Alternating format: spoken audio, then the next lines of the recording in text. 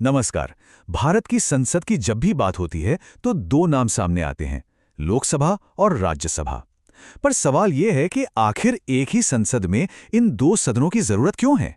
आइए इसी को आसान भाषा में समझते हैं।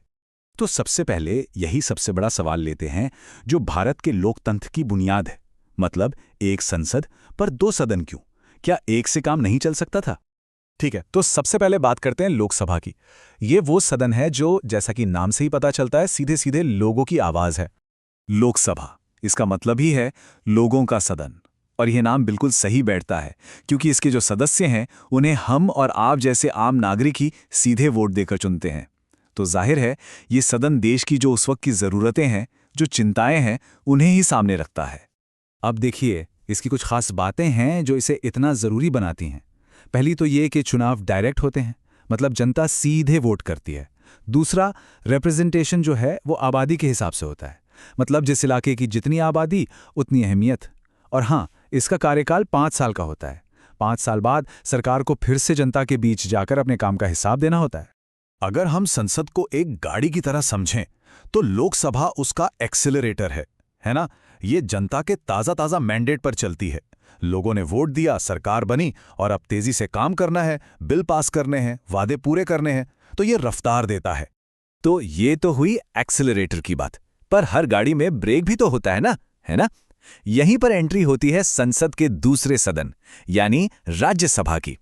इसे काउंसिल ऑफ स्टेट्स या राज्यों की परिषद भी कहते हैं। अब इसका काम लोकसभा से थोड़ा अलग है। इसका मेन फोकस होता है राज्यों के हितों की रक्षा करना। मतलब ये पक्का करना कि केंद्र सरकार जो भी फैसले ले उसमें राज्यों की आवाज भी शामिल हो। ये भारत के फेडरल स्ट्रक्चर को मजबूत बनाता है। अच्छा, अब इसका चुनाव भी अलग है। यहां जनता सीधे वोट नहीं करती, बल्कि राज्यों के जो चुने हुए विधायक होते हैं वो राज्यसभा के सदस्यों को चुनते हैं। तो ये एक तरह का इनडायरेक्ट इलेक्शन हुआ। और इसकी सबसे खास बात पता है क्या है? ये कभी भंग नहीं होती। लोकसभा की तरह नहीं कि 5 साल में खत्म। ये एक परमानेंट हाउस है। हर 2 साल में इसके 1/3 सदस्य रिटायर होते हैं और नए चुनकर आते हैं। इससे एक तरह की कंटिन्यूटी बनी रहती है। तो वापस आते हैं अपनी गाड़ी वाली एनालॉजी पर। अगर लोकसभा एक्सेलरेटर है तो राज्यसभा है ब्रेक। इसका काम ही यही है कि कोई भी बिल जल्दबाजी में बिना सोचे समझे पास न हो जाए। ये एक तरह का पॉज बटन है जो कहता है, रुको, जरा सोचो, इसके दूर तक क्या असर होंगे। तो एक एक्सेलरेटर है, एक ब्रेक। सवाल यह है कि ये दोनों मिलके काम कैसे करते हैं, इनकी शक्तियों का बंटवारा कैसे होता है। चलिए इसे समझते हैं। देखिए, ज्यादातर जो आम बिल होते हैं उन्हें कानून बनने के लिए दोनों सदनों से पास होना पड़ता है।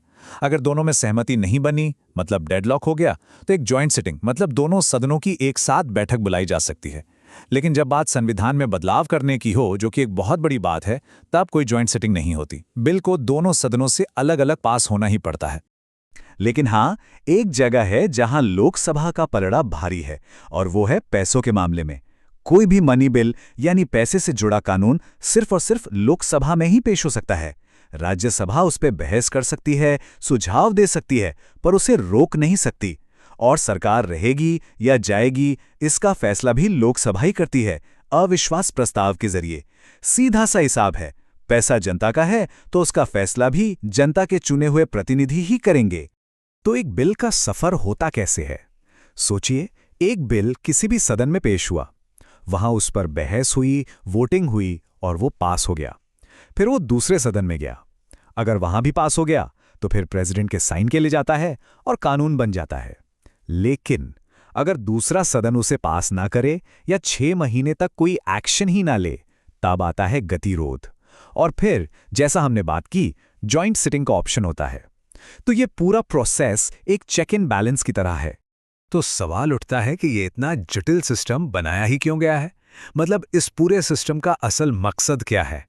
तो देखिए, इसके कई फायदे हैं। पहला, ये जल्दबाजी में बनने वाले कानूनों पर लगाम लगाता है। दूसरा, ये राज्यों के हक की बात करता है। तीसरा, ये अनुभवी लोगों को, एक्सपर्ट्स को चर्चा में शामिल होने का मौका देता है। और सबसे बढ़कर ये सरकार पर एक डबल चेक रखता है। तो ये सिर्फ एक सदन का काम दोहराना नहीं है, बल्कि हमारे लोकतंत्र को और ज्यादा मजबूत, ज्यादा बैलेंस्ड बनाने का एक बहुत जरूरी तरीका है। और यहीं पर एक बड़ा सवाल खड़ा होता है। दशकों पहले बनाया गया ये सिस्टम आज के इस तेजी से बदलते भारत की चुनौतियों के लिए कितना तैयार है? क्या ये संतुलन आज भी उतना ही जरूरी है? इस सवाल पर सोचने के लिए हमें ये चर्चा यहीं समाप्त करनी होगी।